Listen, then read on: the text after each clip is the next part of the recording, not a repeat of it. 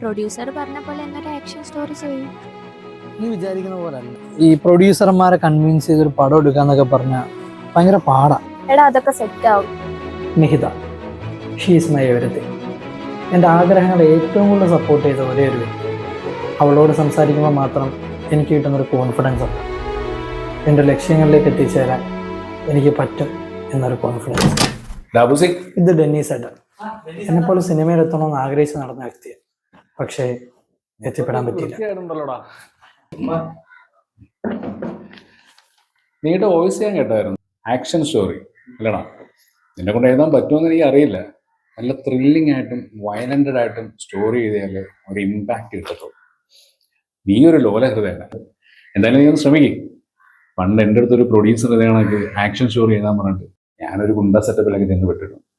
ആ അനുഭവങ്ങളെല്ലാം കൂടെ വെച്ചിട്ട് എൻ്റെ തന്നെ ഒരു കഥയാണ്. 1 വർഷം ആയതാ. നീ നോക്ക്, എൻ്റെ പ്രൊഡ്യൂസറിനെ കാണിച്ചു നോക്ക്. അയാൾക്ക് ഇഷ്ടപ്പെടുവാണെങ്കിൽ എടുക്കട്ടെ. അതിനകത്ത് വേണ്ടുന്ന മാറ്റങ്ങളൊക്കെ നീ വരുത്തിക്കും.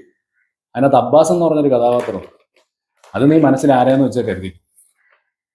ഡെന്നീസ് എന്ന് പറഞ്ഞ കഥാപാത്രം ഞാൻ തന്നെ. എന്താണെങ്കിലും നീ നിന്റെ പ്രൊഡ്യൂസറിനെ കാണിക്കും. എന്നാ ഞാൻ ഇറങ്ങട്ടോടാ. അനിയത്തിയെ കടയിൽ ഇരിക്കട്ടാ പോട്ടടാ.